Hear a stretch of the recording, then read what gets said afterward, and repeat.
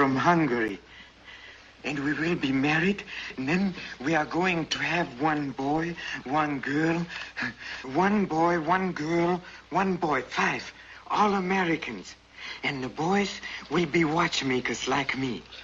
All I have to do is find quick a job. The first thing to do is to find your place to live.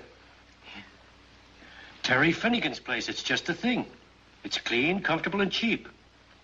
Look, you just walk down that street for 5 blocks. Blocks? Blocks again? You cannot come with me? No, I'm due back at headquarters. But you'll find it easy enough. Just walk 5 blocks. Straight, no turns. 5 blocks. It's the Excelsior Palace. You can't miss it. But if I'm lost again, I come to you, Mr. O'Hara, to police headquarters, and you can find me again, huh? You're a very good friend. I will never forget.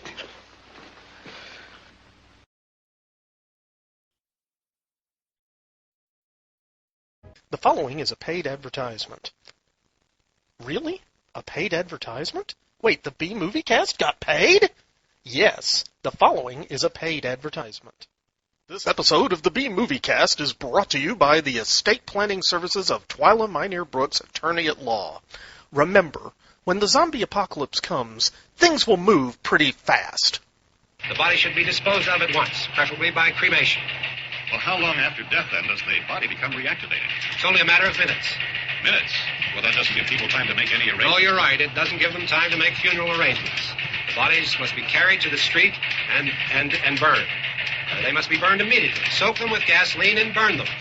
The bereaved will have to forego the dubious comforts that a funeral service will give. They're just dead flesh and dangerous. So don't leave your estate planning needs until the last minute, because you don't know when that last minute could come. Call Twyla Minear Brooks, attorney at law, at 859-351-2294. That's 859-351-2294. Remember, when you go, you don't want people saying, "Yeah, they're dead. They're all messed up." Twyla Minear Brooks, attorney at law, is licensed for practice in the state of Kentucky. Consult your local attorney for matters outside of the state of Kentucky. Command mark. The time will be running at X-20 seconds. Mark. 5, 4, 3, 2, 1. Fire.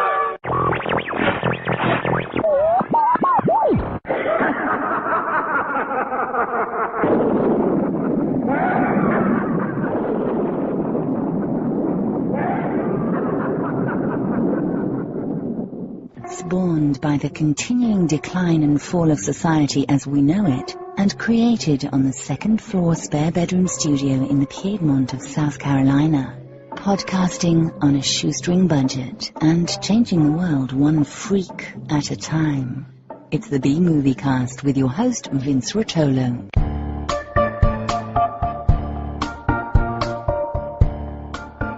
From coast to coast and worldwide via the internet, this is the B-Movie Cast, the podcast of unusual film and television. Hi, folks, and welcome back to the B-Movie Clubhouse for episode 482 of the B-Movie Cast. Before I go any farther, I want to get our contact information out of the way. We love hearing from all of you, so we have a feedback segment devoted to your comments and suggestions, and this is how you can contact us. Option 1, pick up your phone and dial 888-936-0808. This is a toll-free number and a very easy way to leave a voice message. Option 2, you can make your own MP3 file and send it in to bmoviecast@gmail.com. Or use your smartphone voice software and record a call, then just send that in as an attachment instead.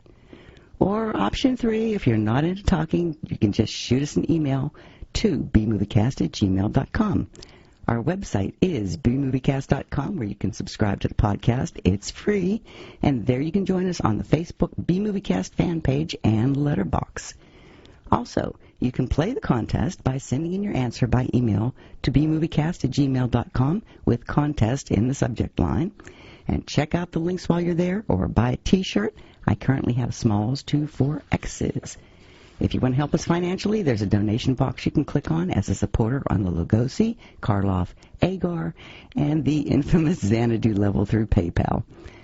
Also, the easiest way to donate is to click on the Amazon bar on the right side of our homepage. This Amazon link will take you to Amazon.com to make your purchase. It doesn't cost you anything, and you can still log into your personal accounts when you get there. It's completely private, so think about us before you buy online. So now, through the miracle of modern technology and thousands of miles of wires, server farms, PCs, Macs, the Internet, and duct tape, we have our co-host from Lexington, Kentucky, author, editor, screenwriter, film producer, Nick Brown. He has a new website. It is authornickbrown.com. That's AUTHORNICBROWN.com. He is the author of the Werewolf for Hire book series, starting with Blood Curse. He's also selling a book in collaboration with his wife, Fiona, the B-Movie Cookbook. All of these are available on Amazon. He's produced 2 movies, Wretch and Loss Prevention. Both can be ordered on Blu-rays or DVDs through Amazon. He is also the producer of a 3rd film, the soon-to-be-released Fall of Usher. Hi, I have a few shout-outs before we tackle today's film. Number 1 is a big thanks to Bill Mize, creator of Bill Watches Movies and Bill Makes Podcasts. And congrats on the 2nd anniversary of Bill Makes Podcast show. And also congrats on your new show, Monsters by the Minute. And a million thanks for becoming a new supporter. We thank you, Bill. We really do. The second shout-out is to Brian. I want to let him know I sent his T-shirt on Saturday morning, U.S. Postal. Hopefully it'll get to you in the near future. Thank you for thinking about us in your time of apparel needs. And thirdly, I want to thank Patrick Kelly so much for sending me, Nick, and Juan a copy of the new Stephen King story, Red Screen.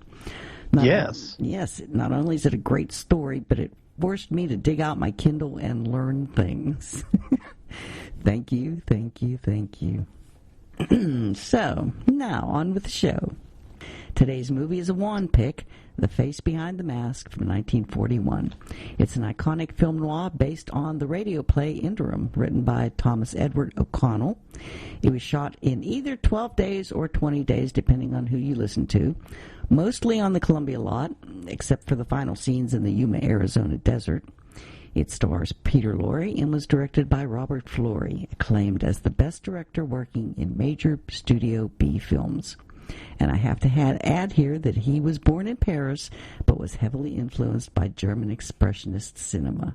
I had to get that in just to bug Nick. But be warned, it's very sad. Don't get me wrong, it's an excellent film, very well paced and acted, and beautifully filmed. It's just very, very sad. One critic called it a damning indictment on the illusion of the American dream. I just know that it made me fall in love with a few characters, and then it wasn't very nice to them. And that's an understatement. And is it just me, or did you guys see a parallel in Midnight Cowboy with Joe Buck, Ratso relationship, and the Janos Dinky relationship in this movie? I could totally see that, Mary. I'll be honest, I haven't seen Midnight Cowboy in about 20 years, so it didn't occur to me. But now that you brought it up, yeah, I could definitely see that, and I could see that maybe the film was inspired by this or influenced by it. So that's a good call. I wonder if they did, if it was. I'll have to look well, you know, people did watch movies back then, so it's very possible. I mean, I'm just saying, you know, sometimes filmmakers watch other films and go, hey, that's a good idea. Yeah. Especially when German expressionism is involved. I had to, I'm sorry. Uh-huh. Well, I watched the Blu-ray that Juan sent. It's an excellent print. It was a 1080 presentation of the film. There's an audio commentary by film historian Alan K. Rode. There's an interview with the same guy. A year later, it's called Facemaker, Peter Lorre and the Face Behind the Mask. And there's also a Kim Newman video interview on Face Behind the Mask. And they did a really good job, and there's a lot of history in there, and I learned a lot of stuff about Peter Lorre. So I think it's on YouTube. I didn't see it on Amazon Prime streaming. So it's available through fifthdimensionfilms.net. Yay, one. One might suggest they picked up the really nice Blu-ray from Juan. Yes. Thank you, guys. Thank you, Nick. Yeah, I mean, the Blu-ray is fabulous. I tell you. I mean, I have to say one thing. I am really glad that they put this out on Blu-ray and not direct to DVD, because for many, many years this has never been available in any format, except the gray market area where there was a lot of washed out 16 millimeter prints of the film in the gray market area, and it's never been available commercially or factory. And I guess the fans really wanted this film to come out, and it did its justice. It was released on Blu-ray, so yeah, absolutely a gorgeous, gorgeous print of the film.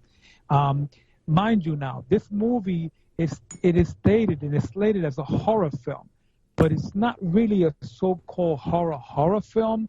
You might say, Mary mentioned the noir effect of it. It is kind of like a noir.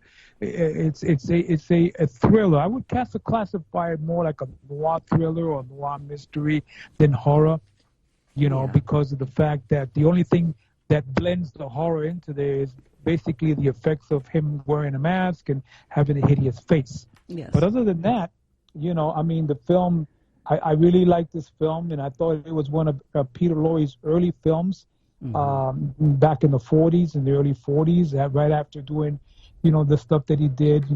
Keep in mind that he also was involved a lot with German Expressionism. I mean, he did M, the movie M, back in the 30s, and that wasn't really, one? Have you seen it? Yes, I have. Have you seen it, Nick? No, I haven't. Oh, okay. But you gotta I'm sorry. see it. I'm busy groaning because German Expressionism was mentioned yet again, and my allergy to German Expressionism is kicking in. Okay, I'm okay now. Okay. I'm sorry.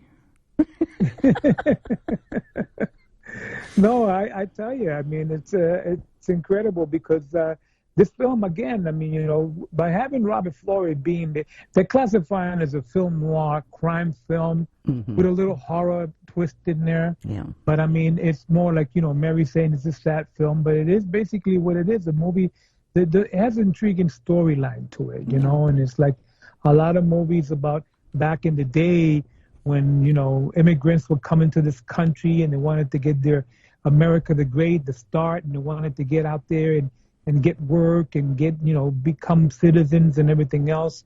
And then, it just sometimes doesn't turn out the way it's supposed to be. But it is a very good film. I mean, and kudos to Florey for directing this film. Florey is no stranger to horror, I got to tell you. I mean, Florey was around, back when the big guys from, Universal and MGM in the early 20s during the silent era. I'm talking about James Whale, and I'm talking about all these great directors, Todd Browning, and all these other guys. He was around, and he even he did a lot of work with these producers and writers from back in the early 20s during the silent era in Hollywood, because that's when he came to Hollywood. Can I jump in here and do the contest before we get into the movie any further? No, yeah, absolutely, no. Okay. I just wanted to add a little tidbit on Florey. That was it. But I mean, because you mentioned him and stuff like that. Yeah, that's fine. Okay. Well, the answer to the contest was Gymkata, 1984-85. Oh, Gymkata. Good movie. Yep. It is? Okay. I like it. I'm going to say I enjoy the hell out of Gymkata, but saying Gymkata is a good movie is like saying that the egg salad sandwich you got at the vending machine in the bathroom at the gas station was a good sandwich. If you're hungry, it tastes okay, but ultimately it's just not good or good for you. But, Gymkata, though, I really enjoy. So, yeah, enjoy some Gymkata action. And, by the way, for those who have not seen Gymkata, yes, please. Okay. That's all I got to say. Yes, please. I'm going to have to see it now. Oh, yes, you are, Mary. Well, our first movie today was donated by Patrick Kelly. Again, thank you, Patrick, so much. Hey, thanks, Patrick. It's a DVD of the 1973 film called The Clones. It's, according to Patrick, this 1973 film revolves around a goofball scheme to clone the world's top scientists in order to control the weather. I think they're doing that now. Wait, cloning scientists to control the weather or being goofballs? Both. Okay, just checking. And by the way, What? If you can figure out how to clone people, why are you? Just figure out the weather. Yeah, why would you? I mean, what the hell convoluted Rube Goldberg looking contraption plan is that? Oh my God. Anyway, sorry. Okay. Well, anyway, it sounds like a fun movie though. So hey, I'll check it out. It stars Gregory Sierra, who played Chano on TV's Barney Miller, Otis Young, who starred with Jack Nicholson in Last Detail, and John Drew Barrymore, the son of John Barrymore and the father of Drew Barrymore. So the winner of the movie is... If you can call them a winner. Brenda. Sorry. Oh, and Brenda. Hey, Brenda got it, and my apologies to Brenda, but I do want to thank Brenda. No, seriously, she sent me a card just to say hi, but also in the card, she apparently bought a button maker. And she made me a button that is my web address and it says right there, no K, Nick, no K, Brown, author Nick, no K, Brown, at, .com. And I appreciate that because, again, people always want to put the K in. So thank you, Brenda. And I like the button, by the way, and I like the background on the button, which was part of the cover art from one of my books. Cool. So much appreciated, and this is a good shout-out for her. Thank you. I got to add on to that real quick, Nick, to what you just said about Brenda with the buttons, because she did the same for me. She sent me an array of buttons, small size and medium-sized buttons with my Mexican monsters on it. So she put Santo, and she had Blue Demon, and she had some other of the luchadors. And very, very nice. What she did is she superimposed the posters, the Santo posters, and she did some of the other. She had a Blue Demon one that she did for me with a little bubble words. Juan's best movies are at fifthdimensionfilms.net. It's really nice, and she did good work. It's different sizes. She had like medium size and big oversized buttons and stuff like that. So yeah, thank you so much, Brenda. You'll be getting my order soon for the buttons for next year's Monster Bash. Woot! Great. Thank you, Brenda. That was great. Wow. Did Brenda send you anything, Mary? No. Ha ha! Oh, I'm going to cry. Well, she did offer to sit at the table at the Monster Bash for me, so. Well, see, that's okay. That in and of itself is it's wonderful. Yes. Well, okay. Our second DVD prize has been donated by Daryl Majewski, creator and editor of Scream Magazine. That's CREEM. And it is the complete third season of Haven. This one ran in the fall of 2012. It premiered July 9th, 2010 on Sci-Fi and ran for 5 seasons. So this is the third season. Haven is an American-Canadian supernatural drama television series loosely based on the Stephen King novel The Colorado Kid from 2005. Stars Emily Rose, Lucas Bryant, Nicholas Campbell, and Eric Balfour, whose characters struggle to help townspeople with supernatural afflictions and to protect the town from the effects of those afflictions. So, the winner of that one is Sean Stiff from Canada. So congratulations. Somebody's getting some Canadian postage going. Oh, yeah. I love you too, Nick. Oh, yeah. No discount for Mary. Okay. That'll be your entire month's pay. Yes.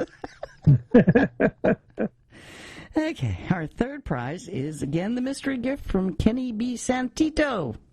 Guaranteed to be worth more than 2 minutes it took you to enter the contest. Guaranteed to be a DVD or Blu-ray, book and or magazine, and some knick-knack, and something from south of the border, perfectly legal something. And again... But once again, disappointed.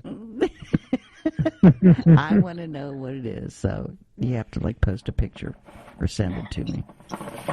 Because Christopher Page did, and that was a really nice bundle of gifts he got. I was jealous. I wanted it. Anyway, the winner of this prize is Marlo Brown. So congratulations, Marlo. Congratulations to Marlo. We will be in touch with Santito and let him know. So thank you. Thank you, and Santito. Mary, yes? I think you have forgotten one more prize. What did I forget? The mystery gift, the mystery movie that I'm going to send out from my collection. Oh, cool. So let's have another winner, and I will send them a DVD or Blu-ray of my choice from a pile that I have that I'm getting rid of. So, yeah, and by getting rid of them, I mean I'm sending them to people. And be nice, because I've got a bunch of VHS tapes I could start shipping out. But oh, wow. Yeah, I know, right? Yeah, how many people still have VHS machines? Actually, they've gone through quite a renaissance lately. Oh, okay. There's something about that needs to adjust tracking look of video that people just really seem to go for. Okay.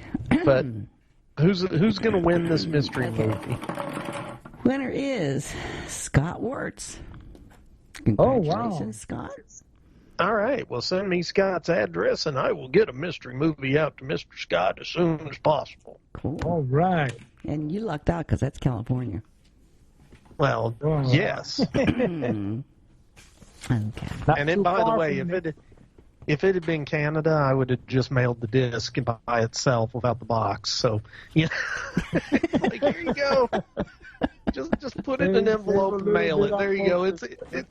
It's a Christmas card. I did learn to send things media mail. Oh, you haven't been sending things media mail, Mary? No, I learned early on to send Oh, things my God. media mail. Yes. So how many mortgages did Jeff take out on the house to pay for all the postage? That's why I keep begging for money from all the listeners. Man. Yes. Okay. On with the movie. The Face Behind the Mask. Well, that seemed to kill the conversation. Oh boy. Okay, so basically, Nick, you have any intro comments on the film? Before I mean, other than the fact that I was shocked by the presence of German expressionism in it. And by the way, for the record, I didn't see any German expressionism in it, other than the fact that it was a film noir, which means it's got a lot of shadows. Yeah. Well, that's it. Yeah, so I'm calling it. That's, film noir, a.k.a. they couldn't afford lighting. Yeah, that's about the right mark there, I mean, but the fact cinematographer was Franz Planer, and he worked. So he was the guy that couldn't afford lighting? Yeah, well, he worked in the 20s and 30s with F.W. Murnau and William Thiel and all those guys. Okay. So that's where he got the whole German expressionism part. Well, okay. Mary, just for the record, by the way, I'm just picking on it. I'm not... This is called humor. I know. And when I have to say that it's humor, everyone knows it's not. So at this point, I just sound sort of dorky. So I'm going to go back to Juan's original question of, did I have any comments about the film? I thought it was extremely good, despite the presence of quasi-German expressionism. It was a really good movie. That surprised me.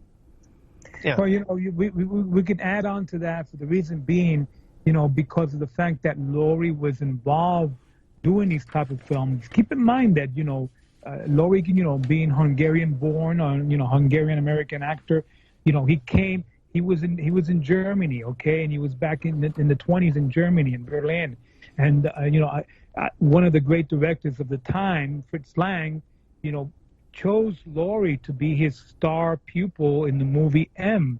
Again, the movie M, it was one of the biggest box office sensations in the Weimar Republic. But the fact was that the film the critics didn't really like the fact that him portraying him as a serial killer in the movie. If you've never seen the movie, you really got to see it at least once. Mary, he was a serial killer of children. Well, I mean, but it worked for him, and it got him his start. Where from then on, Hitchcock got a hold of him and liked what he did, and then he put him in movies, and then from there on. MGM got a hold of him, in Hollywood, and he started many. His thing about being in horror films came really at the rise of Hollywood doing these mystery films in the early 30s, like Mad Love, Crime and Punishment, and all these movies. Then he went on to do other things, but because of the way he looked and the persona that he gave, the directors thought of him being an excellent B-movie player in a lot of films. Wasn't Mad Love a remake of Hands of Orlok? Kind of. I thought it was.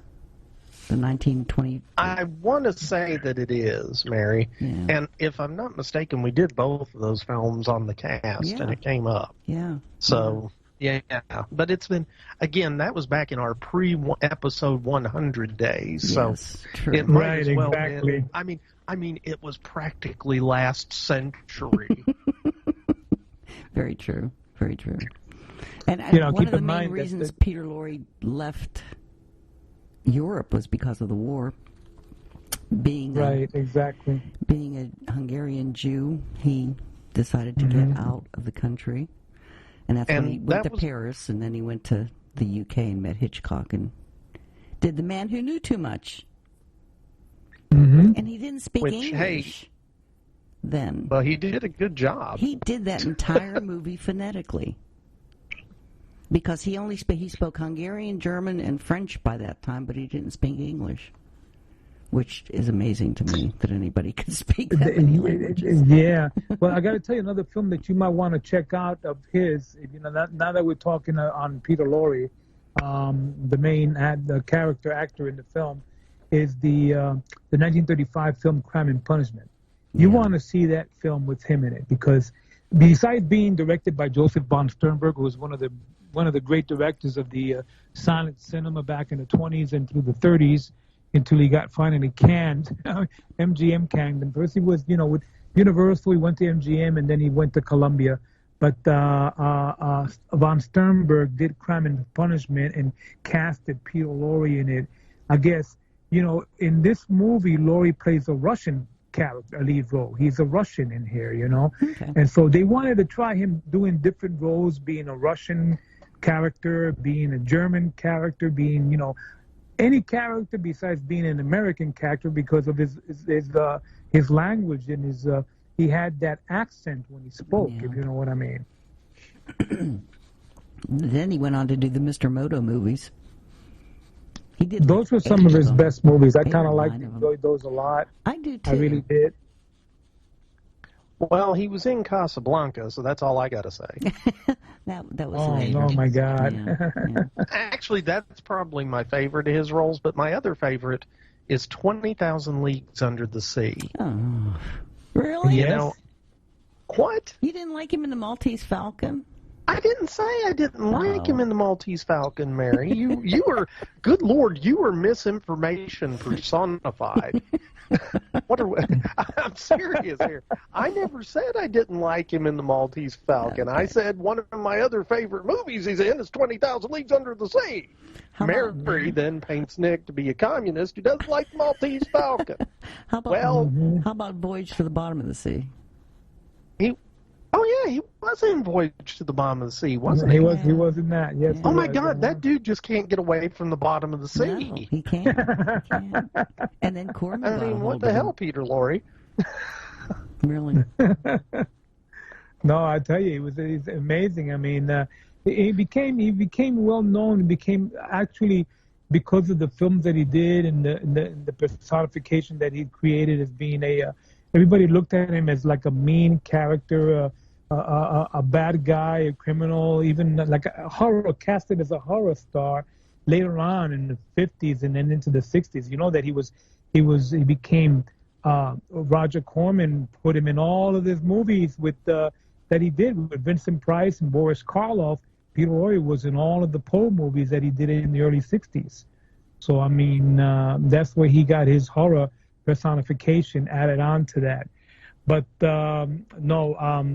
did you know that he was also a James Bond villain? Yeah. He was a James Bond villain on the TV version of the James Bond Casino TV Royale. version. Yeah. Yeah, so technically he was probably the first Bond villain on screen. He was. So there you go, because he played Le Chiffre or Le Chiffre or whatever the dude's name was. Yeah. He played the chef. Yeah. Nick Brown continues to massacre the French language relentlessly. Yeah. You're welcome. Thank you.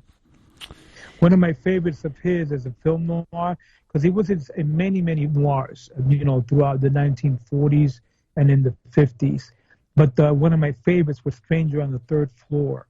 That's one of my all-time favorites of his American noir, film noir movie that he did. Isn't that considered like one of the first film noir ever? Yeah, it was considered the first true film like noir. The actual true noir film, based on a true incident or a true story. Yeah. He was really really good in that one. I mean, really very, very good. And the other cast that was in that film were really excellent along with him in the film. So, yeah, he casted very well, Mary, in a lot of the noir films throughout the 40s and the 50s. But he also got the opportunity. He could have been casted.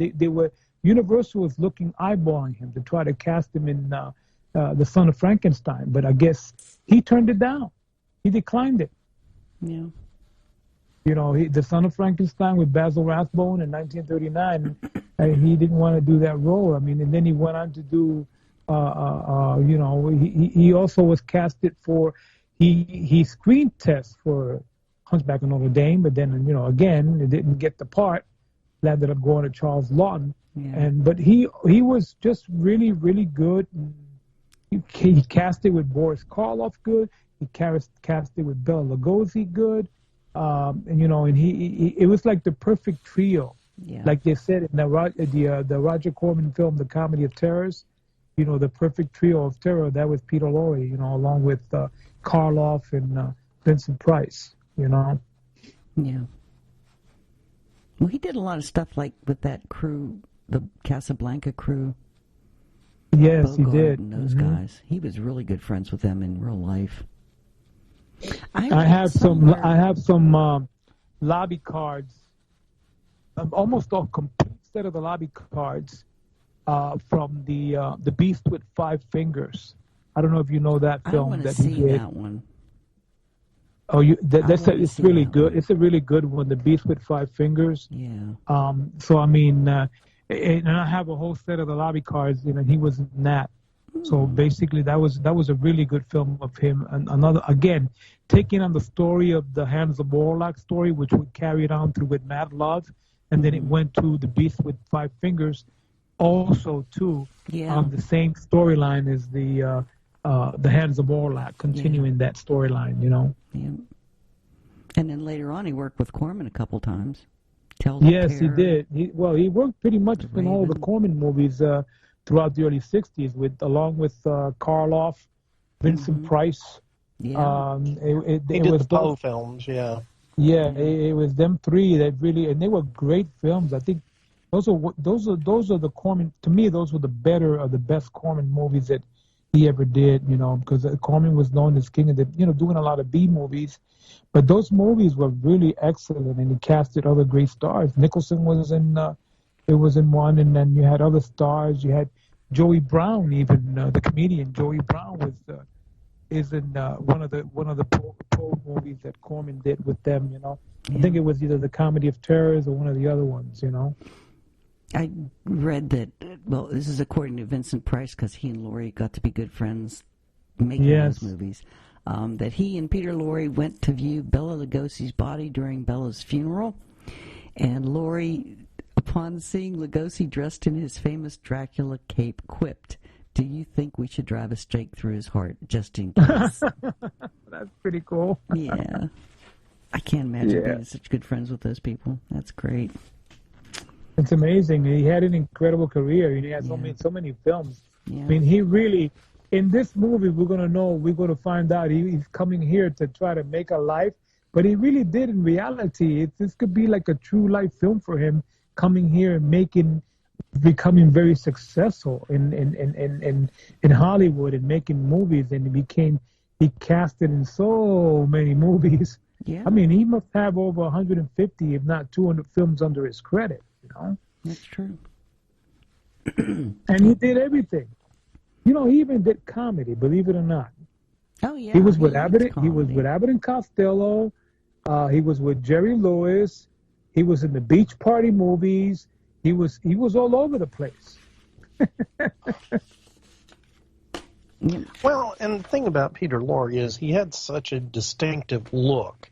Exactly. That, he could play, and I think it was very easy for Hollywood to cast him in kind of the heavier roles, like as the heavy in films, because he looked different, and the way he looked wasn't like a typical leading man heroic character, and so I think they often used that to catapult him into some of the darker roles, but it also lent itself to some of the comedic castings too. Right, exactly. And this is what he was really good because he, the face alone, he didn't have to say much. His expression on the face, when he looked at you with those beady eyes, you know what I mean? Indeed, it's like you would laugh. Just in the films, like, for example, the Abbott and Costello film, I think it was the Meets the Mummy, and also with My Favorite Brunette with Bob Hope. He was in that. And Chaney, too, was in that film, Lon Chaney. So basically doing comedy-type parody and noir, and, parody and things like that, made him an all-around actor that he can act and do horror and everything else. I didn't think he was really involved in doing hardcore horror, if you know what I mean. Yeah. But, The Beast with Five Fingers is considered a horror film, but it's not really. It's something where he's like an evil guy in the film and stuff like that. But if you look at him, compare that, and then watch him in My Favorite Brunette, or you watch him in some of the other comedies that he did with the comedians, and man, it's incredible, Yeah. I read somewhere where one of his wives, he's a crazy guy in real life. He was making like $70,000 a year back in the 50s, 40s, and he'd blow it all. He was just crazy. Well, what are you saying? He liked to party. Lorre was crazy? He liked to party. Well, that's good. And you know what? I would party the hell out of a party with Peter Lorre. Yeah. I mean, seriously. Send me to Vegas with Peter Lorre. That's a weekend. Yeah. I'm just saying. Me and Peter Lorre on the Strip. Well, he did have morphine addiction. He kicked it quite a few times. Like I said, me and Peter Lorre doing morphine on the Strip. I don't remember it, but, I'm sure it happened.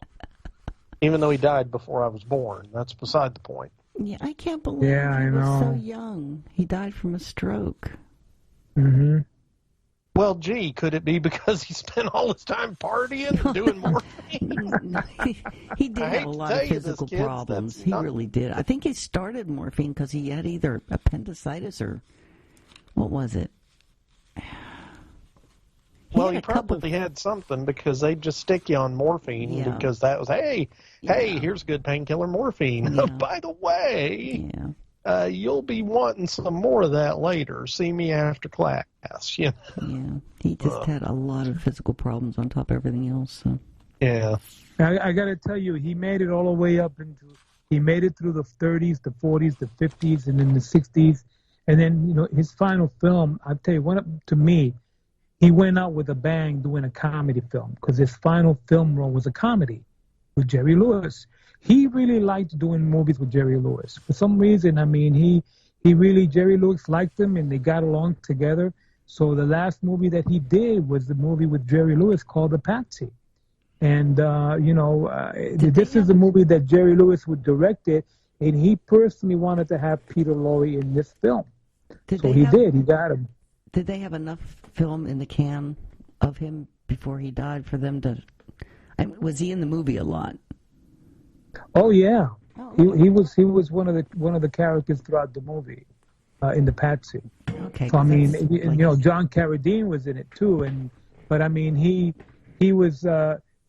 he was, again, doing comedy and everything, and the way the beady eye look and everything, and then not saying much of anything, but just some of the things.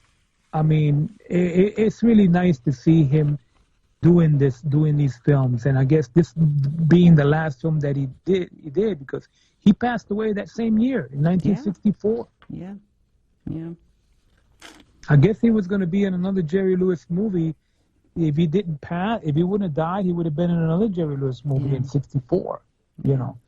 So, but Peter Lorre, kudos to him. He was a great American-Hungarian actor that did so much throughout his entire life, and a great filmography. And this movie says it all. It's a must-have. It's a movie that I definitely cherished, and I wanted to have in my collection, and now I have it. So, I mean, for a lot of people, that I'm going to recommend this to the B Movie Cast listeners, if they have never seen this one, to go out and get it and watch it. Only be in a good frame of mind before you watch it, because it's a downer. Okay, by the way, Mary, spoiler alert. Could you drop a couple of more? This movie's so sad. Granted, it is a film noir, so you don't exactly expect it to be a bright and sunny, cheerful flick. But all the major... Okay, spoiler alert Whoa. Don't spoil it, guys. Don't spoil it. No. I'm calling timeout right now. Okay. Timeout. Everybody in this podcast, just stop what you're doing. This is going to be a rarity. I'm saying no spoilers. Okay, cool. If you spoil this movie, I will cut it out of the podcast. So says the man who edits the podcast. And that actually means I'll have to listen to the thing while I'm editing it. That would be fun. Rather than just slapping it together. I might have to spoil it a couple times just to make you go through and edit it all out. If you do that, Mary, then I will play all of your dialogue with dogs barking. No. So, okay. So, do you guys remember Bugs Bunny and Daffy Duck?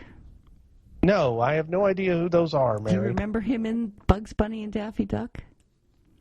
What, Peter Lorre would always pop up in those old cartoons, yeah. I loved that. I remember that as a kid. Him popping up. Now that was usually in the 40s, I think, wasn't it? In those editions of the cartoons. He was in quite a few of the Looney Tune cartoons with Bugs and stuff like that, doing parodies. Yeah, I think he did the parody on the Casablanca, not the Maltese Falcon. He did a few parodies in cartoon form. Yeah. And he looked just like him. I know. With the beady eyes and everything, and the way he talks, and he's got low voice. Yeah. So he even got to be a cartoon. That's amazing. I know. He's great. I did read too where there's just that really quick scene where he sees his face in the mirror. That when it's all messed up. Yeah. But they only did a very, very small segment of that. Like you can barely see. You almost have to stop the film to see it. How bad his face was. And I thought it was because they were being cheap, and they just didn't want to have to keep putting that, face on him. But then I read that during that time, the censors were the problem. They're the ones that stopped it. Well, and I could see that, and let me throw something else out there, because I had this discussion with Fiona last night. And, the Hays Code was rolling around. Yep. And this was the height of the Hays Code. I mean, they came in, guns blazing and just, really took a lot of the meat out of cinema during this period. Now, that's not to say that they didn't make a lot of good movies, but you had certain thematic elements that the Hays Code demanded. It said right there in the code that you will, criminals will face justice. And, nobody gets away with it and things like that. And they also, so I could totally see, number one, them really digging in on the horror aspect of it. Yeah, they had to minimize obsessive gruesomeness. Yeah, which part of me thinks that makes sense, but part of me is still kind of like, well, they let you do Frankenstein and stuff like that, but at the same time, while Frankenstein was horrific, it wasn't that ghastly, I guess. Yeah. And by the way, it's no spoiler to say that his face is disfigured horribly in this. And one other thing Fiona and I both agreed on, the nurses in that hospital need to be fired. True. Okay? Because what the hell kind of bedside manner is it to see this guy and go, ah! I mean, yes, it's great for the film, but if that happened in real life, I don't care how burned up my face was, I'd be smacking that nurse. Yeah. But I do like the effect with the mask that he had. Yeah. That was really great. That was a good effect. And, it was creepy, and it just added this weird, creepy element to every scene that he was in with that. Yeah, because he was so expressive at the beginning of the movie. Like his face, he was just happy and talking and fun. And then once that happened and they put that mask on him, it's like he was creepier. I don't know. It was like, I think it was creepier to have that mask on than it would be to see his face all torn up.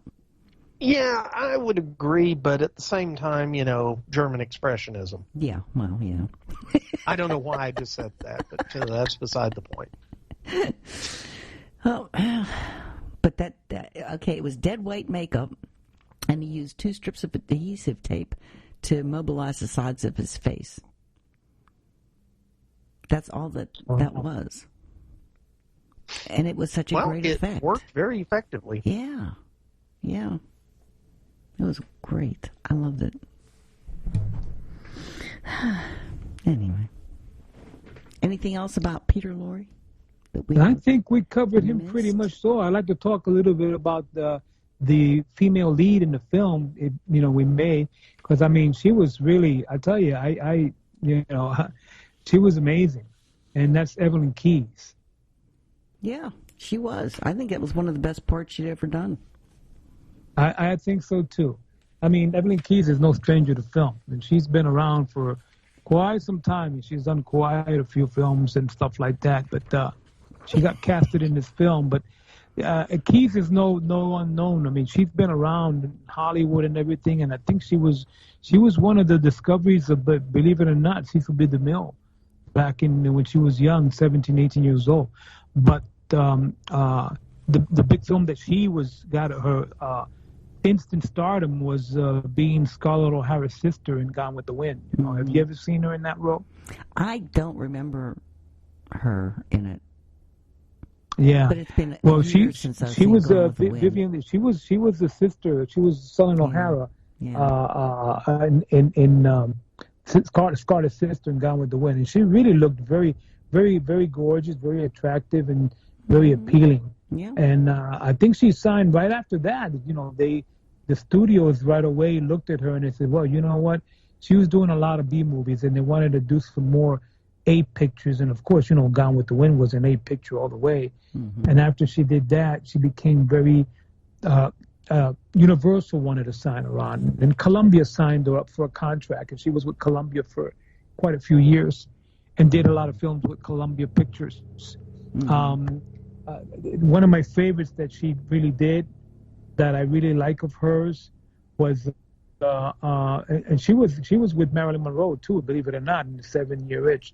But I like her a lot in the movie that she did, and this was a movie she did later on. It was a noir film that she did, and this was back in 1950. It's called The Killer That Stalked New York. I love that film that she was in because she was like the main lead on carrying. This is like a noir virus film where it was a smallpox epidemic that broke out in New York, and she was a carrier through these diamond smugglers, and she got contracted. She had smallpox, and she was spreading it around the city, and they were trying to contain it. And it was based on a real story. But Evelyn Keyes, she was amazing in the role in The Killer That Stalked New York. So if you have not seen that one, I recommend definitely a good Evelyn Key film would be that one. The other one is The Jolson Story.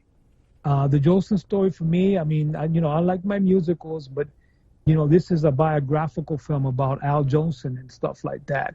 And she was really great portraying Al Jolson's wife in the film. Really, really good.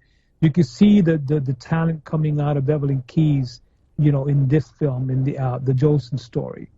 So I mean, and again, she went on to do many. She done some musicals, but she went all the way up into the late into the 80s doing stuff. Yeah. Now, mind you, she did stuff for TV too. The last film that she did, believe it or not, guys, Nick, she did a horror film, Return to Salem's Lot. I'm so sorry to hear she was in Return to Salem's Lot. Yeah. Don't you remember? She was Mrs. Axel in Okay, Salem's Lot. I'm going to pause you on Don't You Remember from Return to Salem's Lot. Okay, I love Salem's Lot, the TV miniseries from the 70s. Mm-hmm. Return to Salem's Lot is, at best, 3-day-old milk left out in the sun. Yeah. I mean, and this is me saying that. Wow. Okay, this is the guy that, goes, hey, let's watch a good movie like Hudson Hawk. So if I'm saying Return to Salem's Lot's not good, just, it's a good movie if you're drinking, I guess. But anyway, I am so sorry that her career took such a turn.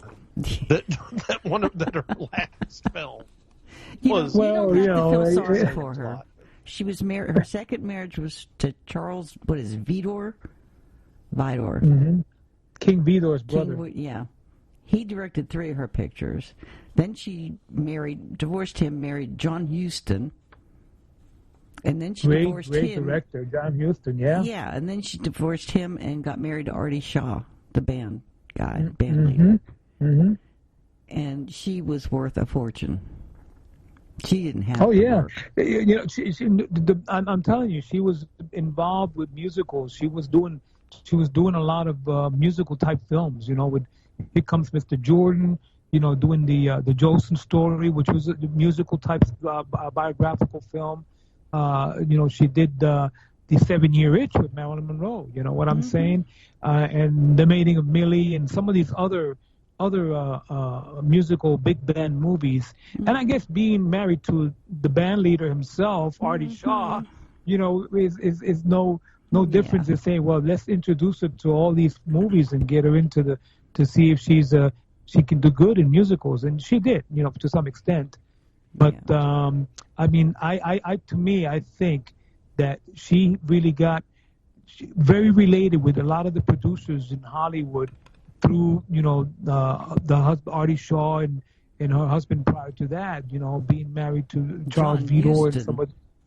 And Houston was the one that really paved the way for her to meet with other big producers, like Michael Todd, and she met great actors, Glenn Ford.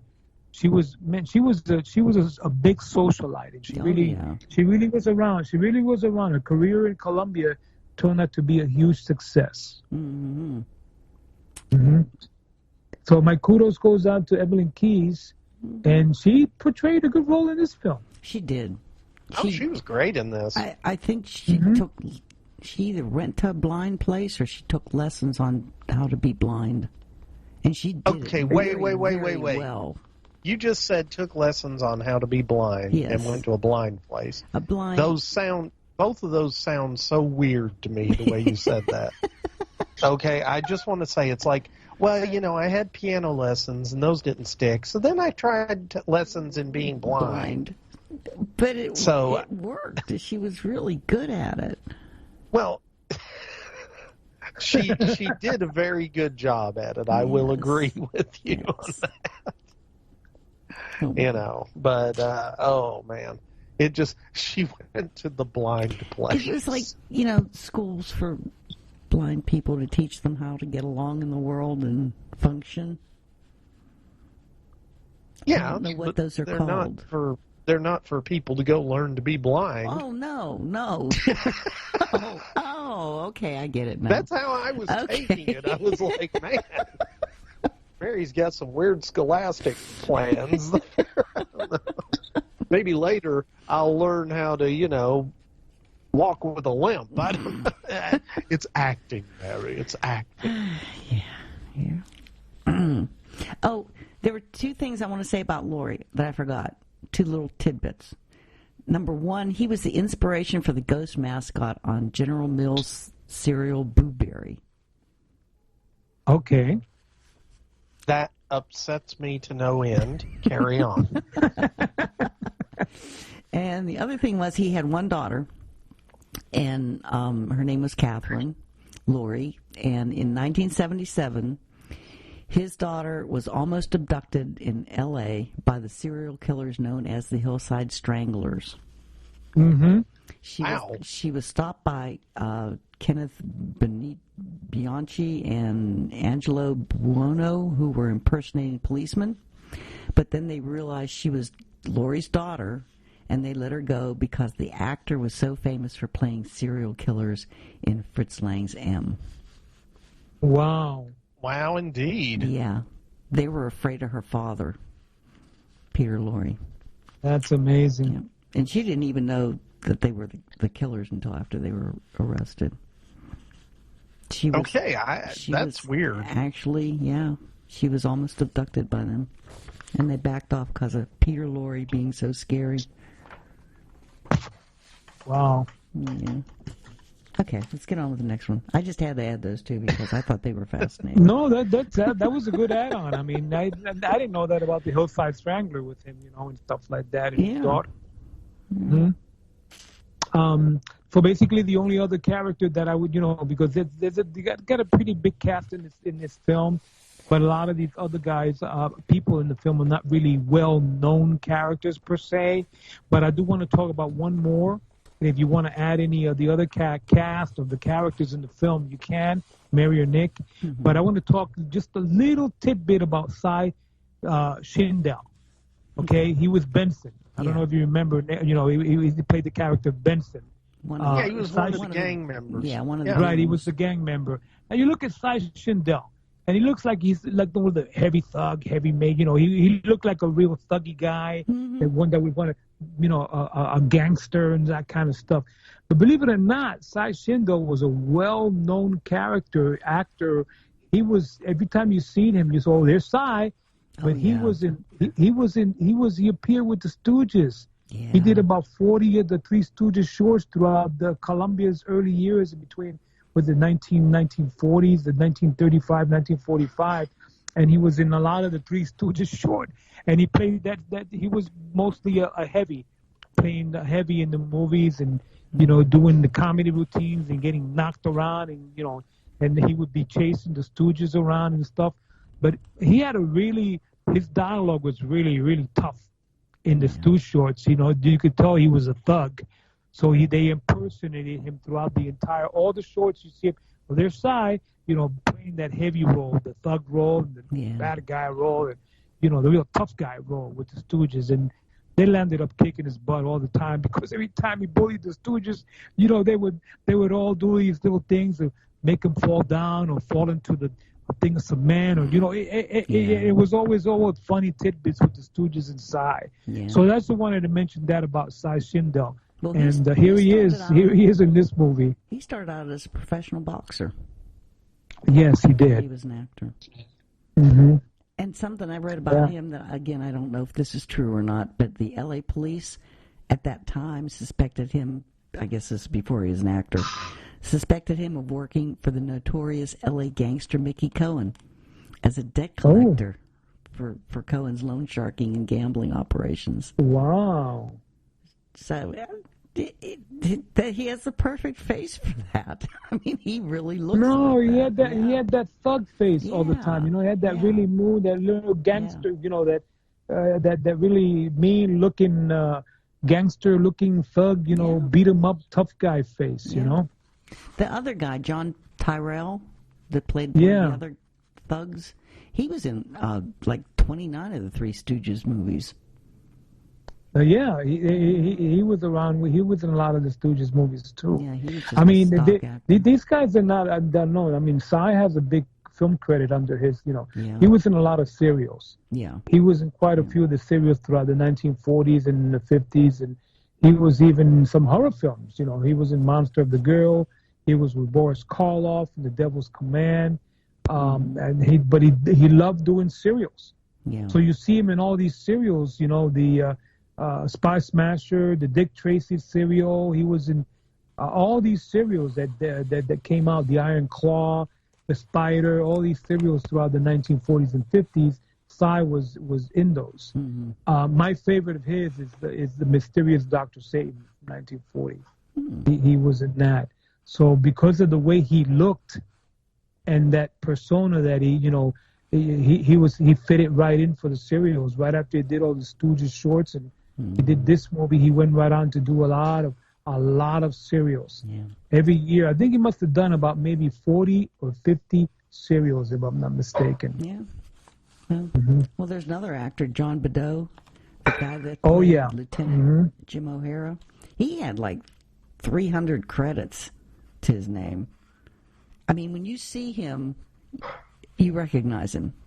He's that. Oh no, yeah, he was in everything. Yeah. That was another guy that was involved. He was also in serials too, by the way. Mm-hmm. Yeah. But I mean, he did a lot of dramas and he did a lot of crime and he did a lot of noir.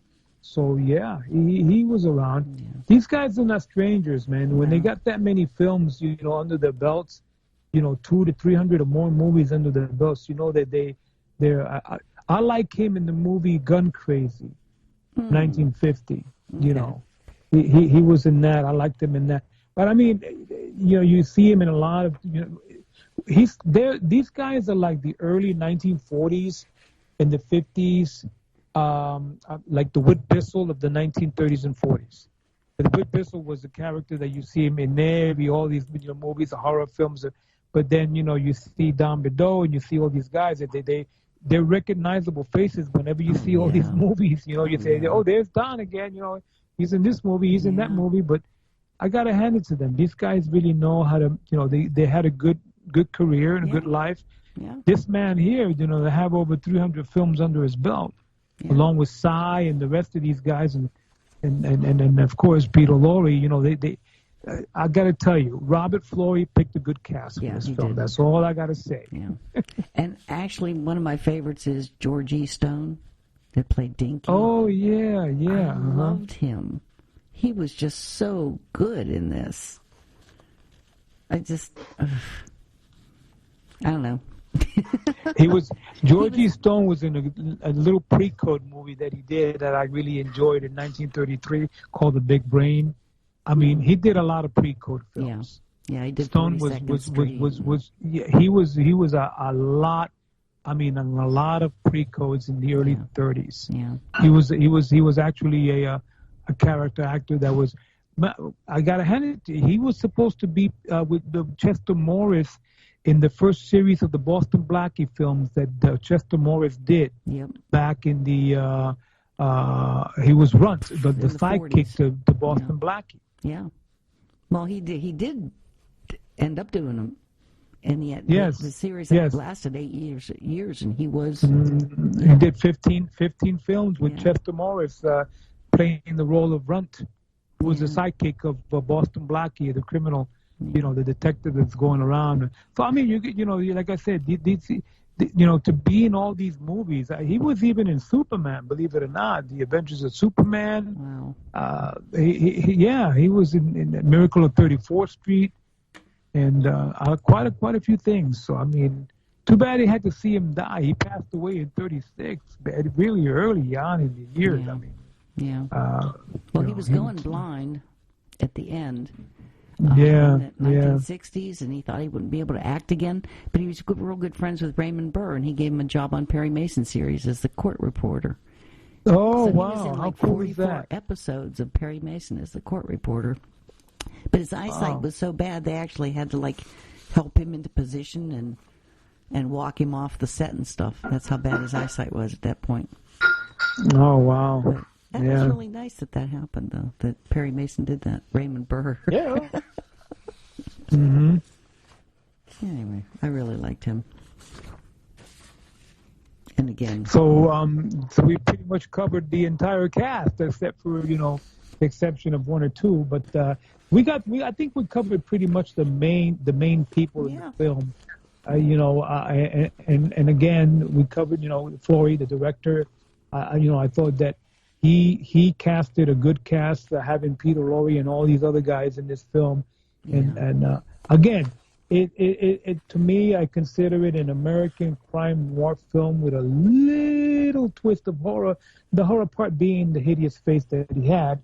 Nothing really horrendous about that. I mean, because he covered it up. But I mean, in the end, it was a fantastic film, and it's a must-have for the collection, and I have it in my collection. Yeah.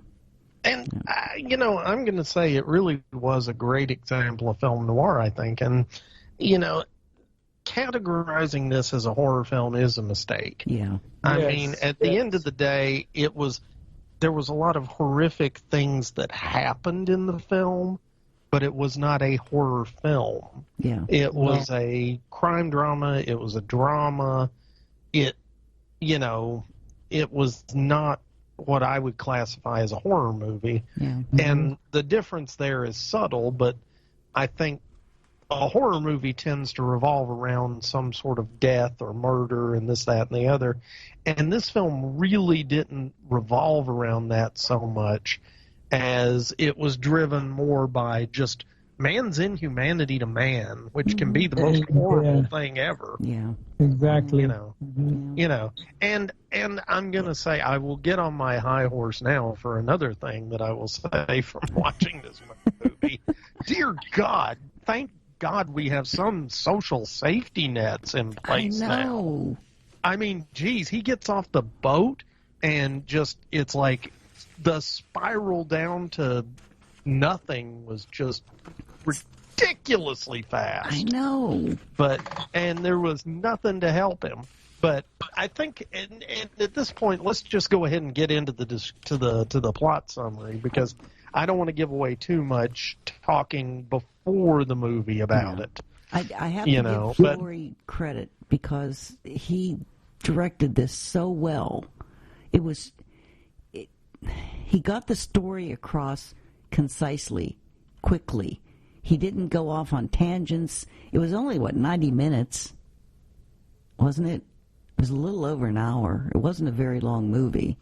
No, it wasn't even 70 minutes, I don't think. Yeah. 61 or 62 minutes, I think, is what it was, if I'm not mistaken. Okay. Yeah. If you want, it was 68 minutes. But Flory I think that's what it was. Flory just kept that story moving. It's like there weren't any dead spaces. It was just like boom, boom, boom, boom, and I just really, really liked his direction in this. And I did find out, that he has an uncredited contribution to the script of the 1931 version of Frankenstein, Flory. He was given the job of directing Frankenstein, and he screen tested Bela Lugosi to play the monster, but then Universal Pictures ended up with James Whale and Boris Karloff instead. Yeah, that's because they Todd Brown and Universal. I mean, there was that big thing there, Flory, Todd Browning, and then James Whale. And James Whale had a favor and a liking to Boris Karloff. Mm-hmm. Okay, and this is why it went on for, Peter Lorre could have been, Bela Lugosi could have cast it very well, being Frankenstein. but there was that thing that went on for the first 5 or 6 years in the early 30s of casting Karloff and Lugosi, Karloff being number 1 and Lugosi being number 2, simply for the fact that Lugosi wasn't chosen to be the Frankenstein monster, and stuff like that. And because Flory didn't turn out to be the director, and instead it was James Whale. Right, but he was going to be the director. Exactly. He did a lot of script writing and contribution to the script in Frankenstein. But then they went off and gave it to James Whale. And they wanted Boris Karloff instead. So that's One final thing I want to add before Nick starts his plot summary, okay? This film, there's another movie real quick that I want to mention to any of the listeners out there that want to check it out, which has similar veins to this film, but more on the romantic side, and there's a love story in there like this one, but it turned out to be, a good film in the end. Wait, was it Dark Man? No, it wasn't Dark Man, Nick. Oh, I'm not going into the future to the 80s, Nick. I'm going to go back. I'm going to take you back to the 30s instead of the 1940s. No, the movie I'm talking about, guys, is the movie from 1935, okay? It's a gem. And watching this film, you got to go back and watch that movie because they are very similar. They're very much alike in many, many ways. And the movie is called Romance in Manhattan. And it has Ginger Rogers as the lead female role in the film, and Francis Lederer, who plays the guy. And it's the same storyline, coming from the old country and coming to New York, sees the Statue of Liberty, he's on a boat, he gets off the boat, and he's looking forward to being, the America and the American dream and getting a job and working, and boom, everything just turns flip-flop and it just doesn't go his way and things start to happen.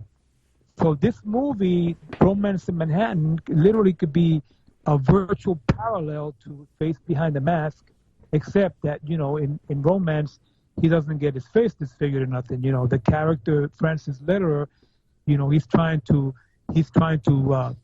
gain his citizenship, to get a job in New York and stuff, and he meets up with Ginger Rogers, and it's a fantastic movie. So that's why I wanted to just mention that for anybody that wanted to see something similar to this film, Face Behind the Mask. Recommend Romance in Manhattan. Okay, that was it. Okay. If anybody has the Son of Shock package, it's 20 titles that were released to television in 1958. This movie's in that, the Son of Shock package. Okay. It was the second package. The first package was the original Shock Theater with 52 features. Okay. And, but I wonder how the quality is, though, because remember when this movie was gray marketed a lot, because of the fact that it was not available on DVD, or they couldn't, so basically they were transferring the film from 16 film print, and it was very washed out. The film print was pretty washed out, so the quality wasn't really that good, and the details behind the film wasn't really all that.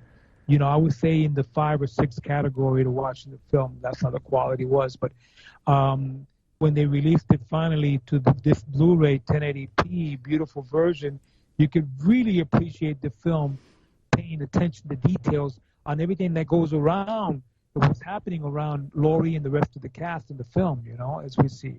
Yeah. Okay. Well, so in other words, buy the Blu-ray from FifthDimensionFilms.net. Yes. There you go. Yes. There you go. All right. So moving on. Moving on. So the Face Behind the Mask, which is not a horror movie, it is also not the prequel to Dark Man, but that's beside the point. And it is also not the movie Face Behind the Mask. There's another movie with Boris Karloff called Face Behind the Mask, but it's not this one. Actually, there was another film with Boris Karloff called Face Behind the Mask, but it's that one could tend to be more a little bit on the horror side, but not this one. Okay, go ahead, Nick. Well, this one's not Boris Karloff, so it's not that one. Aha! And much like the way they're doing with modern films like Suicide Squad and The Suicide Squad, this one is the face behind the mask. But anyway, so the film starts out, and we've got this Hungarian immigrant named János Szabó, and that's Peter Lorre, obviously, and he's on a boat, and, you know, the first time we're introduced to him, he basically just, okay, I'm going to roll that back for a second, because the title cards come up, and then there's this title card that basically says, you know, that many people come to America seeking the freedoms that are not available to them in other parts of the world. And I couldn't help but think about the fact that this film was made, probably in late 1940. It was released in early 1941 with everything that was going on in Europe at the time. I mean, Europe was in the war at that point.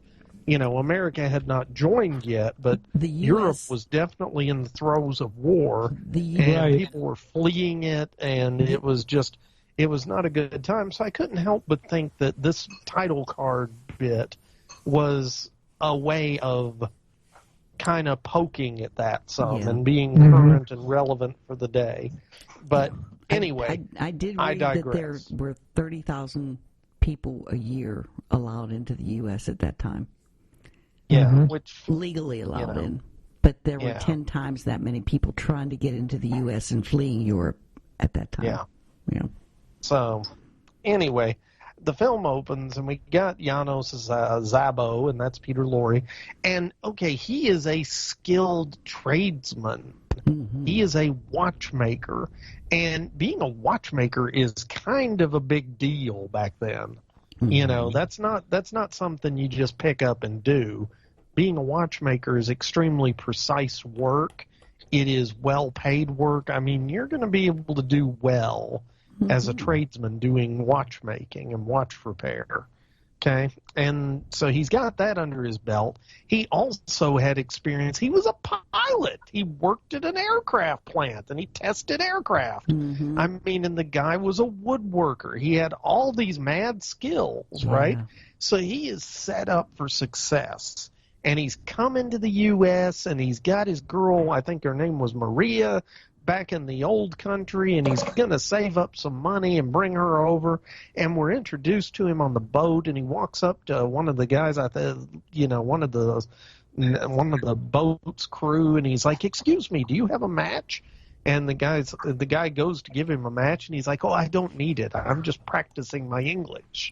And it was very cute little endearing scene, and that kind of sets up the character.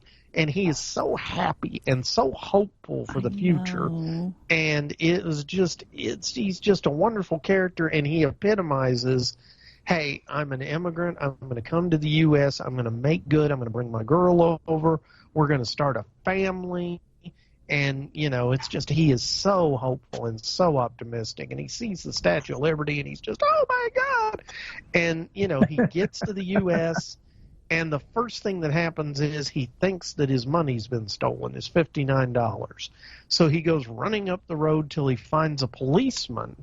And it's kind of a cute little funny scene where he sees a policeman in uniform who's talking to a detective who's you know, plainclothes detective.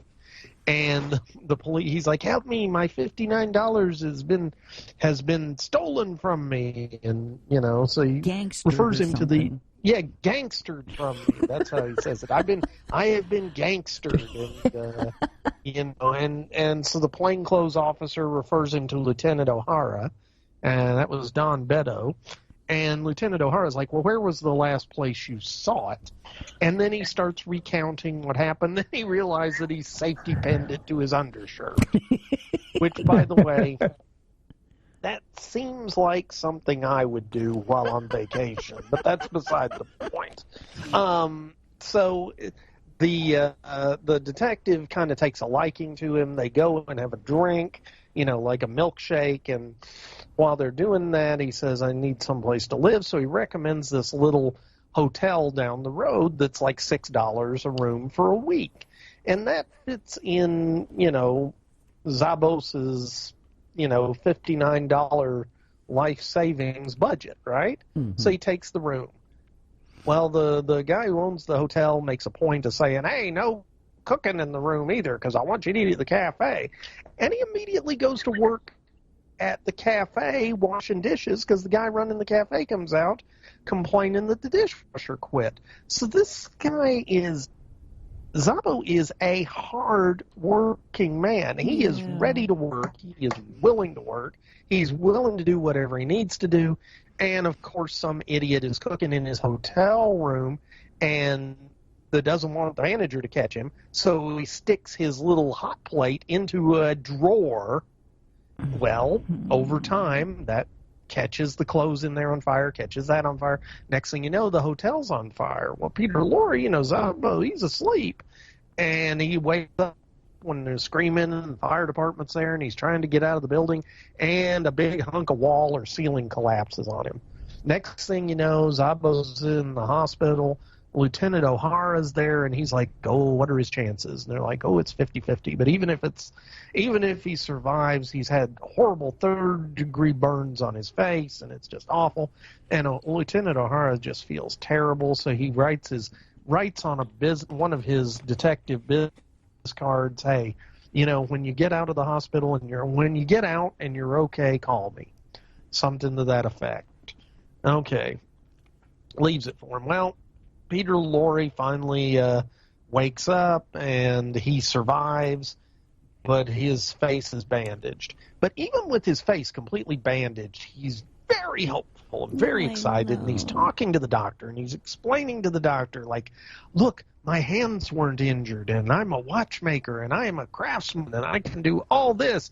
And then they start taking the bandages off, and the nurse actually covers the mirror. And, that's kind of your first indication. I mean, other than the title of the movie, obviously. But that's kind of your first indication that things aren't going to go well. Well, then that nurse sort of maintains her composure. They take the bandages off, and she just kind of gasps and does a little bit of double take, but she kind of holds it together. Well, then another nurse walks into the room, and she practically screams. And at this point, Peter Lorre gets up and runs over to the mirror. And this is the only real sort of clear look we get what's happening. And to give it a simple description, he looks sort of like Chuck ground beef. Yeah. His face is just not in good shape. It's been third-degree burns all over it, which, considering how big Peter Lorre's eyes are, he's lucky his eyes didn't pop out of his head. No. But anyway, Zabo is, he's disfigured for life. And seeing how this is, pre-World War II America, nobody gives a rat's behind about him. And he quickly finds himself living in a junker car in a used car lot, or in a junkyard. He can't get a job anywhere. There's a watchmaker that actually has a sign, hey, watchmaker needed. How many watchmakers are just walking down the street in New York that would just happen to see that sign and go, hey, I need a job? Not that many.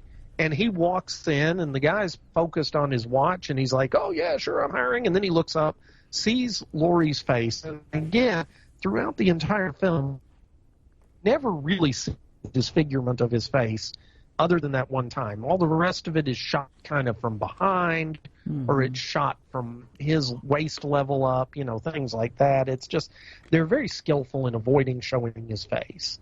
And the watchmaker is like, I can't hire you. The job was a mistake. And then he goes to an aircraft plant. Remember, he was a skilled aircraft mechanic and a pilot. And he can't get a job there. Why? Because of his face. So there he is in the junkyard living in a burned-out car.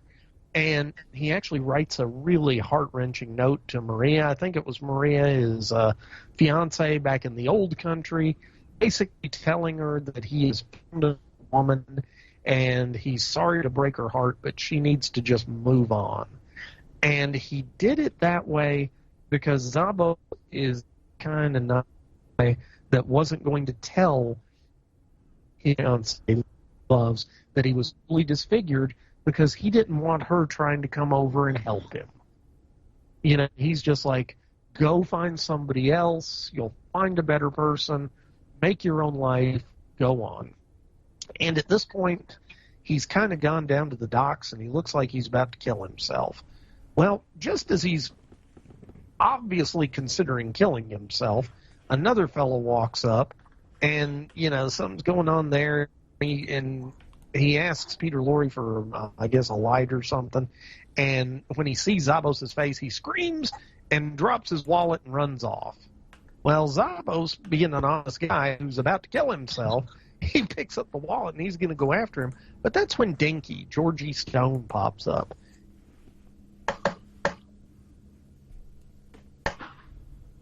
Hello? To do that, she Okay, I've lost you. made $12 here. You know, this is little. Wait, back up. You've lost me? Yeah, back up to where Dinky was. Where he met Dinky. Well, Dinky was at the dock. Yeah, well, back up to right when he met him and start again. Okay. Me count. Hang on a second. I'm gonna. Okay, 5, 4. Okay, so he gets to the dock, and Dinky, you know, interrupts him as he's about to chase after this guy and try and give him his wallet back. And he's like, hey, you don't want to do that. This guy doesn't need it. Hey, we need it. And at this point, Zabo is kind of like, well, you know, I nobody wants to talk to me. Nobody will even look at me. And Dinky's like, hey, I'm talking to you. I'm looking at you. I'm somebody. Come on, let's go. This changes both our lives. And I guess at this point, both of them were homeless, essentially. Although, being a 1940s movie, homeless looked a lot better than reality. I mean, neither one of them looked that terrible, but they were homeless, still wearing neckties, but homeless nonetheless. Anyway, so they used the money to get a hotel room, and so they're living large in the hotel, at least till the money runs out. Dinky is explaining that he kind of leads a life of crime, but he's not very good at it. But he's really good at being a henchman. But the main guy for their crime gang, Jeff Jeffries, is in Sing Sing right now. So he's kind of a criminal without a gang. He's you know, so he needs somebody to help him with his career in crime. And he thinks that, you know, Zabos is super smart and very talented, good with his hands.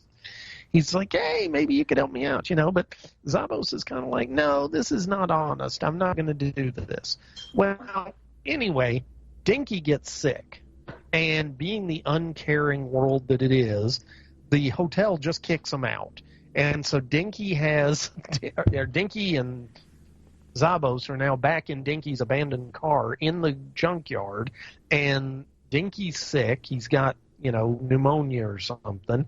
So what does Zabos do? He takes on a job and makes some money, and he's able to get them into a nice hotel and get a doctor for Dinky. And then the rest of the gang shows up and demands their cut of the job that Dinky was supposed to do that he ended up having Zabos do. Well, one thing leads to another, and the next thing you know, Zabos is running the gang that Dinky runs with.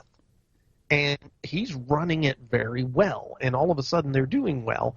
And the reason for that he's willing to do this is Dinky explains that with money he could get a plastic surgeon to fix his face. And Zabo is like, you know, I've got to do what I got to do. And nobody else is going to take care of me in this world, so I'm just going to do what I have to do to get the money to get my face fixed. And during this time, he goes to the plastic surgeon, and the plastic surgeon's assistant is there. And he's like, well, to do this kind of operation would be at least $1,000, but probably more than that. And bear in mind, $1,000 in 1940 is about, I don't know, $30,000 or $40,000 today. And the guy's like, but in the meantime, for $400, we can make you a mask of your old face. And so Dinky is continuing with the crimes. He gets the money together and purchases this latex mask of his face. And he says that the mask was made off of his passport photos. Well, it's a damn good mask, but the way they did the effect, it just doesn't look real on Zabos's face. You can tell it's a mask, even though it's actually Hugh Laurie's face. They've just done some stuff to, or not Hugh Laurie, excuse me, Peter Laurie's face. They've just done some stuff to it. But he's got this mask on, but he feels more confident. And about that time, Jeff Jeffries shows up. He's back. He's the boss of the gang. And he comes in and says he's going to take over the gang. And Zabos just lays the smackdown on him, but then turns around and says, look, you're skillful. I want you to work for me. You're part of the gang, but it's my gang. And suddenly, they're all living large and doing very well as criminals. And there's this whole crime spree, and it's ironic that Lieutenant O'Hara, the one guy that was friends with Zabos, is now under threat from his boss because he can't stop this crime spree. And Zabos is doing what he can for, the gang and to raise the money. And he finally gets enough money to go consult with the plastic surgeon. And the surgeon says, I'm so sorry. If you had come sooner, maybe we could do something. But the best we could do is fix your face through 1 inch at a time of surgery. And they would have to be 6 months apart. And it would take 30 surgeries. So he figured out it would take him like 15 years to have his face restored. And so, needless to say, Zabo is depressed. And I think he's considering taking his own life again, maybe. I don't know. But he walks out of there and literally runs into Helen Williams, who's played by Evelyn Keyes.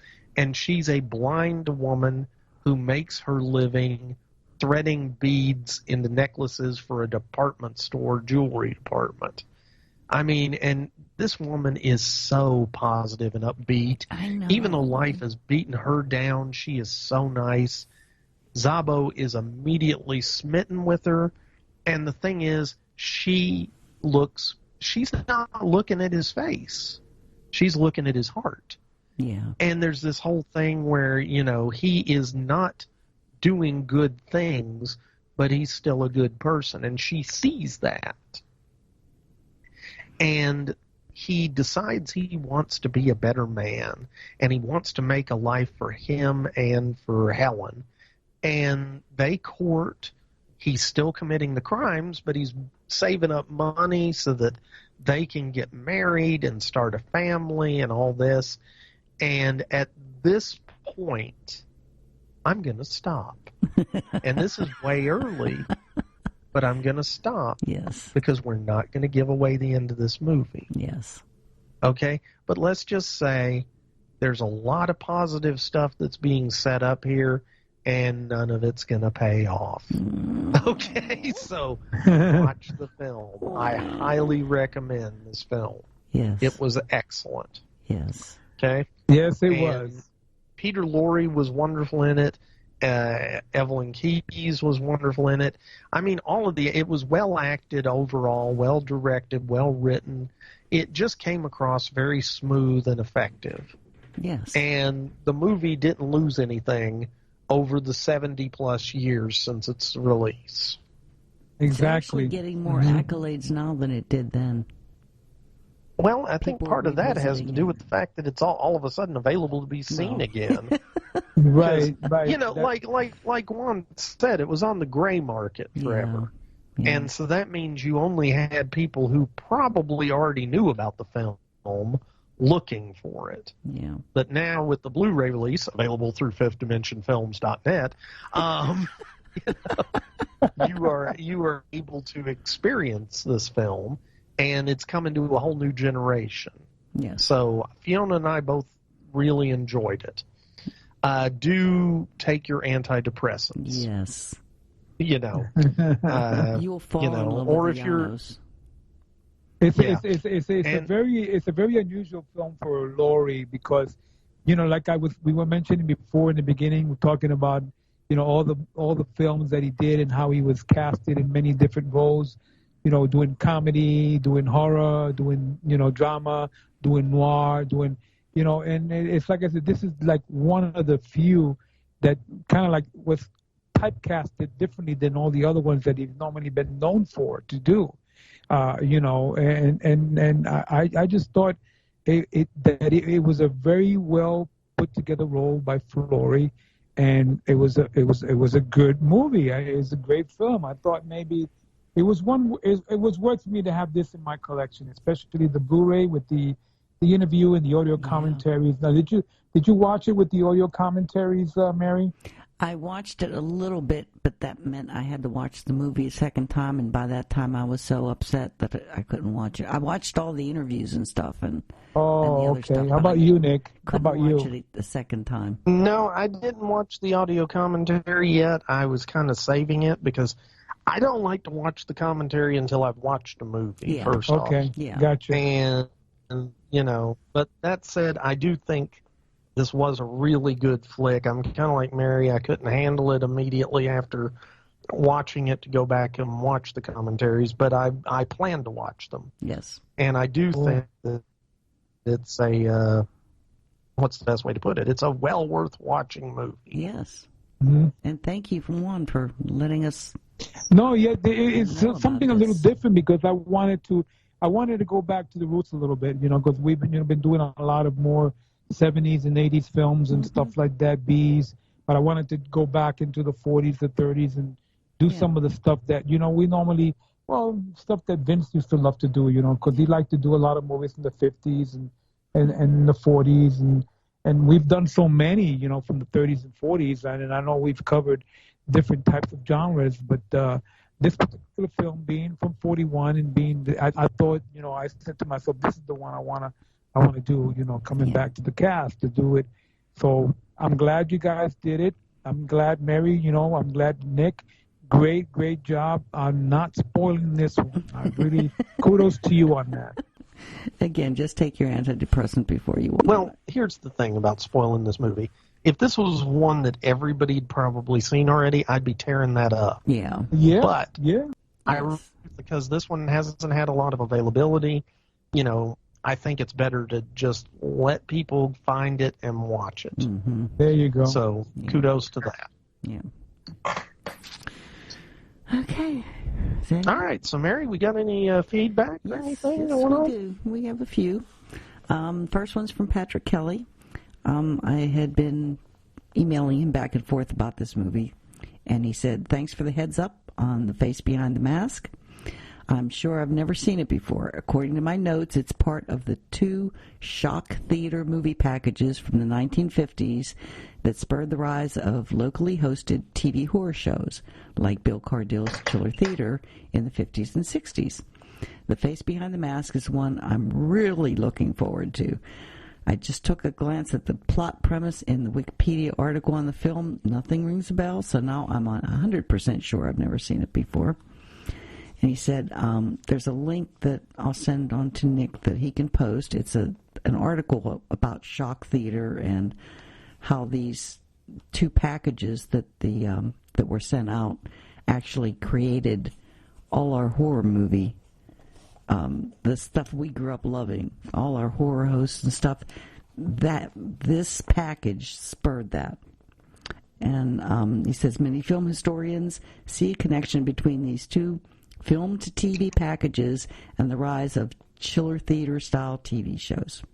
And he says, yep, I love Bill Cardill on both his chiller theater and his Saturday afternoon studio wrestling shows.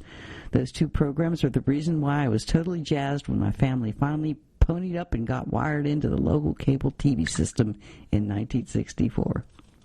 So thank you, and I will send that link on to Nick. Because that sounds like a really interesting link.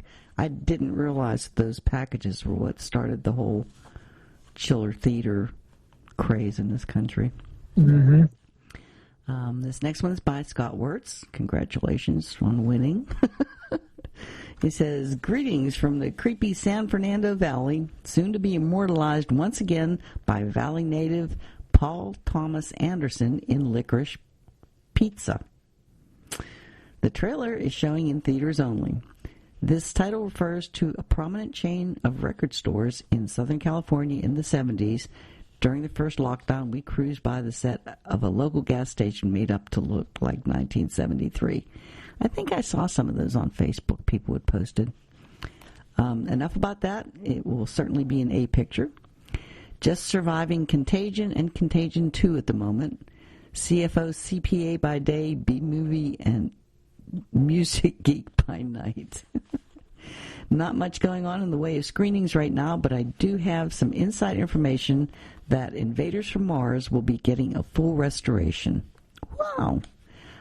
Probably will not see the light of day for a year or two. Wow. Man, that would be great. Catching up on some old favorites via streaming. Watched War of the Worlds, which contains the destruction of My Fair City. I did scoff when Gene Barry said he walked to downtown from Corona. It's 50 miles away. And according to Google, the Googles, it would take 16 and a half hours. And his girl did it in heels. Even more impressive was the Sprite at Twilight from downtown, the sprint from Twilight from downtown to the Methodist Church in Hollywood. It's 8 miles and only took him a few minutes. Sign that guy up for the Olympics. Oh, and who takes a full-on square dance outfit on a camping trip? Maybe the guys weren't up there just for fishing. I don't remember that, but okay. My wife got me the Criterion Godzilla Showa series set. Did I say that right, Nick? Showa? Showa, yeah. Okay. Yeah. Okay. It included in it is the Japanese cut of Godzilla vs. King Kong. As with the first two films, the original Japanese cut is a different movie and much better. Haven't listened to many podcasts as of late, as I'm working from home most of the time. My office is nearby in the West Valley near Lake Sherwood, into which Frankenstein threw that little girl. My commute is about 15 to 20 minutes. Off to walk the dog by the old Hasselhoff place. And this is from Scott from the creepy San Fernando Valley. I love his little Scott. Local tidbits on movies. Yeah, it's pretty Scott. cool. Oh, that's awesome. That Showa era that he was talking about, the Godzilla, it's really amazing. It's actually like a giant book. It's a book. It's an art book. And then you got the 15 films in there. There's actually 15 films, and Blu-rays. All 15 Blu-rays of the Kaiju classics released. The Showa era was actually from 1954 all the way to 1975, 76. Which was the first 20 years of Godzilla was considered the Showa. Oh. So that collection is from Criterion, by the way, and they did a fantastic job with it in putting together the Showa era films of Godzilla from between 54 and 75. Great. And maybe they'll do the same for the Heisei era. I'm hoping that the Criterion will put out a release for the Heisei, which was actually from 76 all the way to 96. So that covered the next 20 years of Godzilla. And then after that was the Millennium era. But yeah, that is a very good set. If you haven't picked one up, it's pretty hefty in price. I think it's over $200, but I think Amazon has it for about $150, $140. You can still pick it up fairly decent. So Scott married well. It has a very nice wife. Very. Yes. Okay, this next one's from Marlo Brown. Says, hi, Mary, Nick, Juan, and everybody at the B-Moviecast Clubhouse.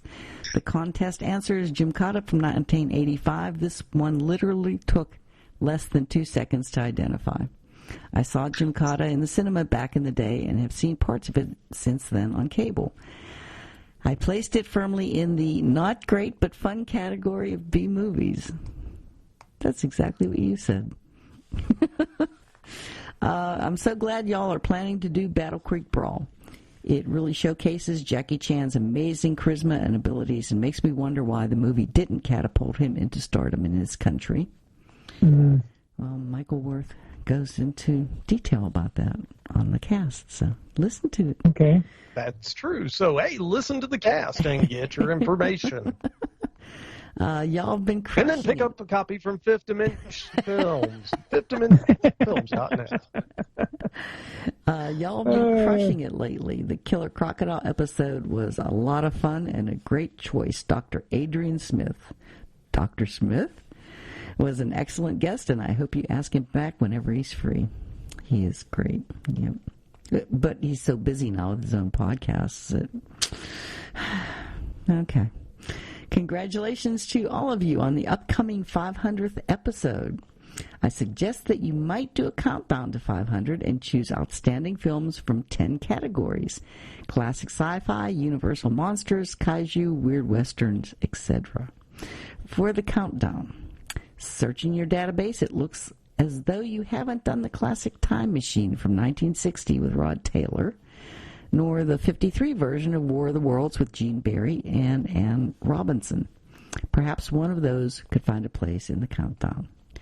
For number 500, may I suggest a classic cult film that celebrates B-movies and even references some that you've done recently, like Night of the Demon and When Worlds Collide. It has a tremendous cast, and, best of all, it's still in theaters, so at least some of you could see it live. I'm suggesting none other than the only movie in the Rocky series that does not star Sylvester Stallone, the Rocky Horror Picture Show. I had to break it to him. We have that one planned for our Halloween special with Mark Mostyn. Yep, that's because that's a favorite of Mark Mostyn's. He'd like to do that for Halloween, and I think that's a good suggestion though for the 500th movie. And I also like the countdown idea. We're going to have to take some of those into consideration when we're figuring out what to do for this stuff. That's true. That means we have to plan stuff. Ooh. I know. Good luck with that. Yeah, really. He goes on to say, I'll let you think about that last suggestion. I suspect it will grow on you. It's a really fun movie. I saw it several times back in the 80s, but I never dressed up. I usually sit in the safe zone under the overhang of the balcony and just yell at the screen with my friends and enjoy the spectacle. Take care and give my best to everyone. Bye, Mary. Bye, Marlo. From the chupacabra-infested borderlands of South Texas. And then he goes on to say, I've been thinking about the 500th. He sent us a second one. I've been thinking about the 500th episode, and one title keeps coming to mind if you want a truly epic episode: On Her Majesty's Secret Service. Weren't we going to do that in the Bond series? We are going to do that. That's our Christmas movie with Mark Mostyn. Marlo. Hey, Mary, it makes sense when you watch the movie. Okay. It's arguably one of the all-time best Bond films. Me on that. And it's a favorite of many of the hardcore fans who've seen all the films multiple times, like me. It has, in my not so humble opinion, one of the best theme songs, the all-time best Bond girl, Diana Rigg, and a fairly solid villain. It's also simply a really good movie that holds up well even today. It also has a lot of fun details about the cast, the production, and how it's received by fans over the years. If you invite Mark Mostyn, it could be one of your best podcasts ever. So well, funny. So what is he? Has he been reading our mail? I know. That's scary. Wow. I'm just checking because it's. Oh, he says, by the way, you owe it to yourselves to look up the Propeller Heads version of On Her Majesty's Secret Service theme song. Although it may not be for everyone, I love it. It's on their excellent Decks and Drums and Rock and Roll album and can be found on YouTube. Back to searching which Bond theme is most repulsive to chupacabras. So far, Madonna's Die Another Day is the runaway winner. The little monsters hate it, and the neighbors do too. Goes on. I'm going to say they aren't the only ones, but moving on. And he goes on to say, bye, Mary. And again, bye, Marlowe from the chupacabra-infested borderlands of South Texas. And sorry, Marlowe. I mean, no, that was some good feedback. It really was. It is funny. Marlowe's been reading our emails, obviously, Mary. So, you know. Wow. That is crazy. I know, right? I mean, because we don't usually schedule a whole lot of movies, and he picked 2 of them. I know. ESP. And you want to know what else is really freaky? What? He picked the 2 we're planning to do with Mark Mauston this year. That's true. Yeah. So weird. I know. All right. Well, anything else, guys? No. I think that's it. No, that's it. Yeah. Mm-hmm. All right. Well, thanks for putting together another show, Mary. It's a good time. Yeah. Thank you, Mary. Thanks for picking it was a good this show. movie. I really enjoyed it. Well. Looking forward to the next one. Yes. Yeah. All right. Okay. Well, you guys have a good evening, and that's about it. Yeah. You night. take good care. Good night. Talk to you later. Bye. Bye. Adios, Mafia. Well, they've gone. For good, John? No, just for now. It wasn't the right time for us to meet.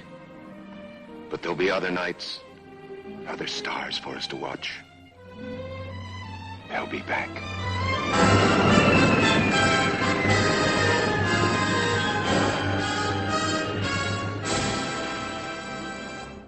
The ghosts are moving tonight, restless, hungry. All right, fellas, here's your story. Greetings, my friend. We are all interested in the future, for that is where you and I are going to spend the rest of our lives. And we cannot keep this a secret any longer. Wait, Captain. I have found evidence of intelligent beings on this planet. Look to the skies. It's the B-Movie Cookbook. Menus inspired by 15 of your favorite B-movies from the 1950s, with teenage werewolves, blobs, and enough cheese for everyone. When we return to our planet, the High Court may well sentence you to torture. But until then, we've got Ed Wood and Vincent Price. There'll be food and drink and ghosts, and perhaps even a few murders. You're all invited. So impress your friends with dinner and a movie with the B-Movie Cookbook. We've got you covered. Get your copy today at bmoviecastcomp27057. That's bmoviecastcomp27057. Let me see that book. I am interested to see what sways your mind so heavily. Sure thing. Just visit bmoviecastcomp27057. Anybody around here want some coffee?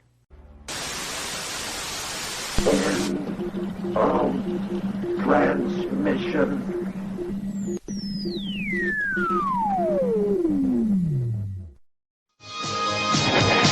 The good guys always win, even in the 80s.